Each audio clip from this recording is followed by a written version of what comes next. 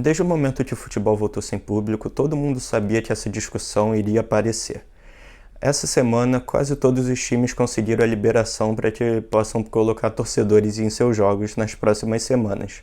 O único que não conseguiu ainda é o Bahia, que fala com o prefeito da sua cidade, Salvador, para que libere a torcida, mas até o momento que estamos gravando, eles não conseguiram ainda essa liberação.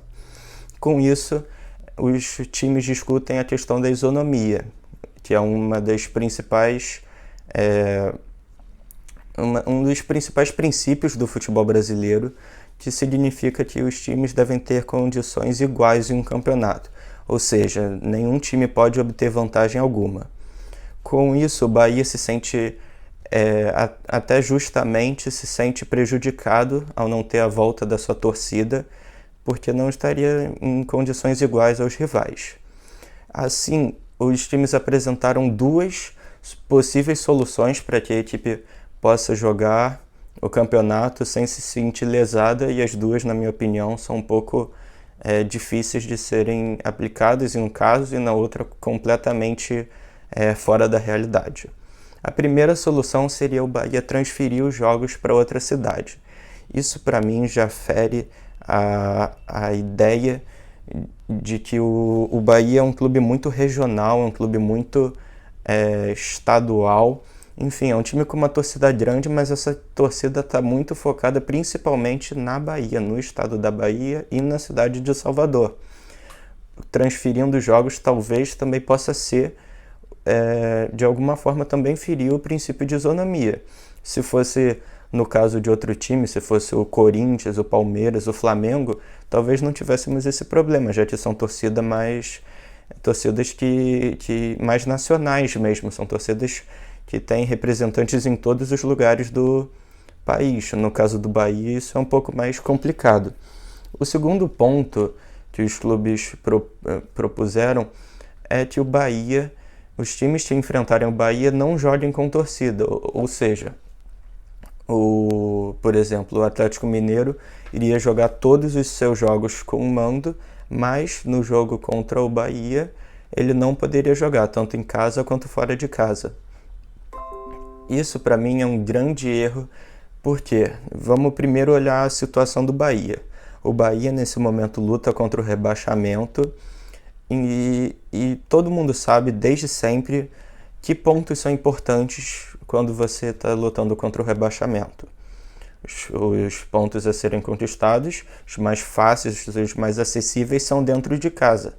O Bahia, no caso, não poderia jogar com a sua torcida, teria que jogar sem mando, enquanto os adversários na luta contra o rebaixamento, Sport, América Mineiro, vou até tirar a Chapecoense dessa briga, né? Pelo menos por enquanto, Juventude, São Paulo, Grêmio, todos eles, Santos, todos eles poderiam jogar com torcida, menos contra o Bahia. Ou seja, eles teriam todos os jogos praticamente para somar os pontos necessários para sair, enquanto o Bahia não poderia contar com a sua torcida em casa, e fora os pontos já seriam difíceis de serem conquistados. Ou seja, mesmo que eles não enfrentem torcida em nenhum dos campos, é um prejuízo gigante para um time que luta contra o rebaixamento. Ou seja, os dois pontos que os times propuseram não fazem o menor sentido. Eu sou contra a volta do público? Não sou. Eu acho que tem que voltar, mesmo se não tiver liberação para todos. Por quê? Porque eu não acredito na questão da isonomia quando se fala de futebol brasileiro. A gente pode pegar alguns exemplos nos últimos anos de situações simplesmente bizarras. Para falar por exemplo, o Atlético Paranaense ficou anos e anos sem liberar torcedores rivais nas suas arquibancadas, enquanto quando jogava fora de casa, na maioria das vezes os times liberavam torcedores do time paranaense.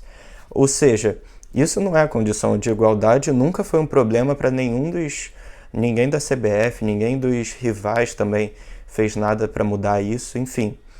E outro exemplo pode ser o jogo contra o Palmeiras, entre Flamengo e Palmeiras, no Brasileirão de 2019.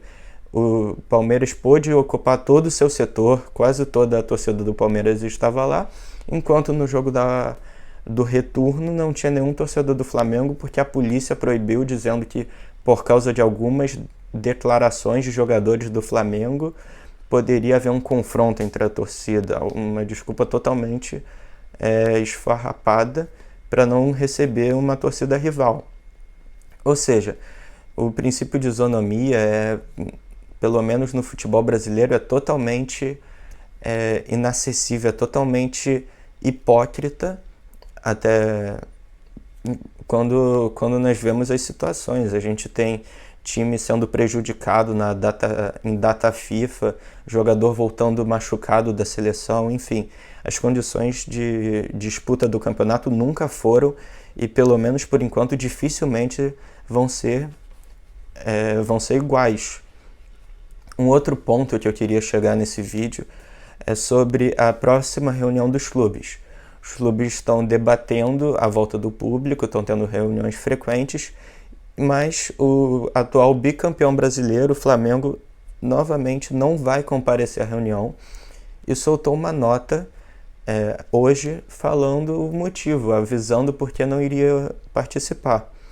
De acordo com a nota, o Flamengo não vai participar porque o uso ou não, a presença ou não da torcida não deve ser debatido, de acordo com ele, pela CBF, pelos clubes, e sim de acordo com os decretos estaduais, decretos emitidos até pelos prefeitos, e assim os clubes deveriam optar ou não pela volta do público, ter ou não o direito.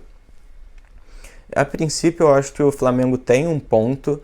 De fato, o STF deu aos governadores, aos prefeitos, a liberdade de junto com o seu Ministério da Saúde, a Secretaria da Saúde, decidir se vai ou não haver público, mas a atitude do Flamengo em si, não mandar um representante, chega a ser um pouco esquisita até. Uma vez que se quer criar uma liga, não custa nada o Flamengo ir para a reunião e apresentar seu ponto. Já apresentou antes? Vai lá, fala de novo, ouve o que os clubes têm a fazer. Sem dúvida, se os clubes marcaram uma nova reunião, é porque eles têm novos argumentos, novos pontos, tem novas questões a serem debatidas. Eu acho que o Flamengo se fechando chega a ser bastante prejudicial até para essa própria liga que nós, torcedores, sonhamos há anos que pudesse finalmente haver uma união dos clubes. Ainda pensaram no Landim como um possível presidente para essa nova liga. Eu acho que hoje, depois dessas atitudes dele, isso está totalmente fora de cogitação. Ele é um ótimo presidente na parte financeira, um ótimo presidente na questão das contratações, mas quando se pensa em união dos clubes, ele realmente parece, assim como muitos outros do Brasil, mas ele principalmente parece não ver o futebol brasileiro como um produto único, e sim o Flamengo brigando contra os outros para que consiga seus direitos na marra, e isso dificilmente vai acontecer.